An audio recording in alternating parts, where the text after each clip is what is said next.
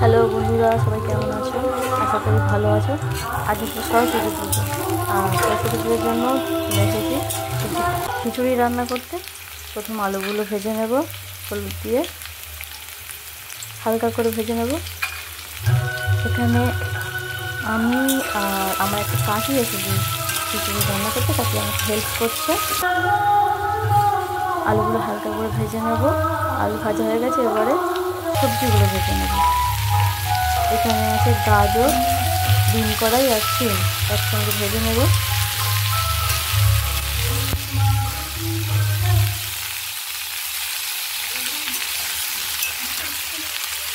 আমাদের এখানে সরস্বতী ঠাকুর উঠেছে,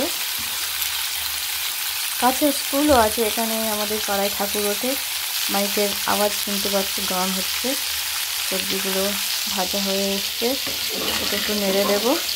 ডাল দিয়ে সেদ্ধ বসিয়েছি, ডালটা ভেজে দিয়েছি, এটা ঠিক করে দেখি। এবার এই ভাজা আলুগুলো দিয়ে দেবো, যে আলুগুলো ভেজে নিলাম। সবজিগুলো একটু ভাজা হয়ে গেলে নামিয়ে নেব।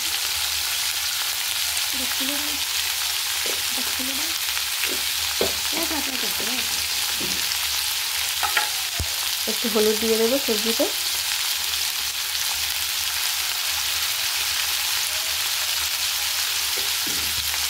খিচুড়ির সঙ্গে আছে সব রকম সবজি দিয়ে একটা সবজি, সব রকম সবজি দিয়ে একটা সবজি বানানো হয়েছে, মানে বানানো হবে, সেটাও দেখতে পাবে।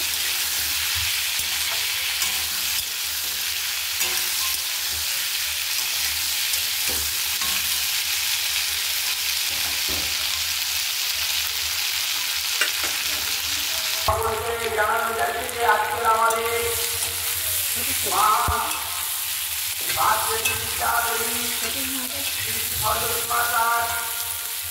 পূজা উপলক্ষে সকল গ্রামবাসীকে জানাই সরস্বতী পূজা সবজিগুলো ভাজা হয়ে এসছে, এবারে নামিয়ে নেব। এবার একটু কড়াই ভেজে নেব, মানে কড়াই মটরশুঁটি, যেগুলো খিচুড়ির মধ্যে দেবো, ওটা একটু ভেজে নেব।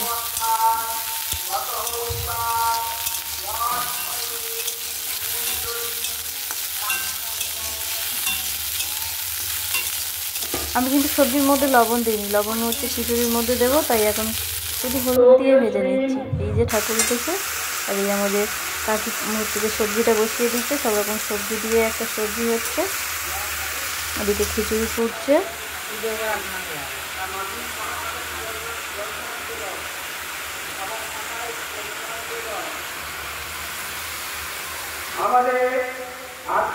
আর এবারে খিচুড়িটা হয়ে এসছে, এবারেতে একটু ফোড়ন দেওয়ার জন্য তেল দিয়েছি, কড়াই তেল নিয়েছি।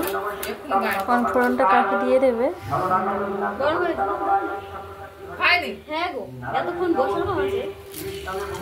তেজপাতা,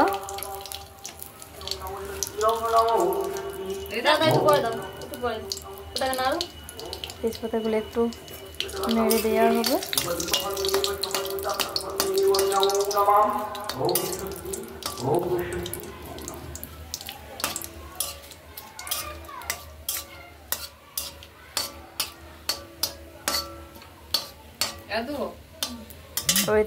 মধ্যে একটু জিরে দিয়ে,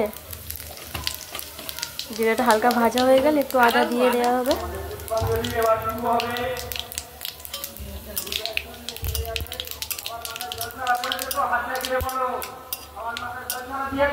এই যে আদা কাঁচা গন্ধ চলে গেলে খিচুড়ির মধ্যে ঢেলে দেওয়া হবে।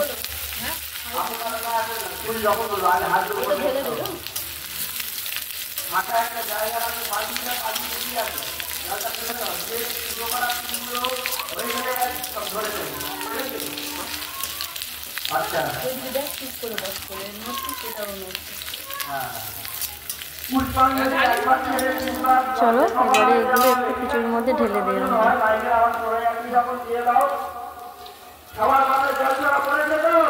খিচুড়িটা আর একটু ফুটিয়ে নিতে হবে।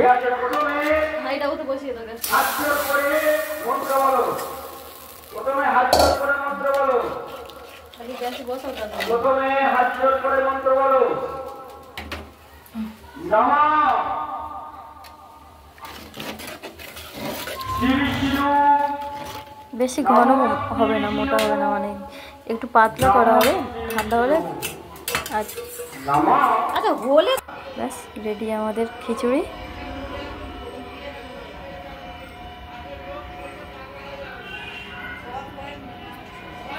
আজ এই পর্যন্ত, টাটা।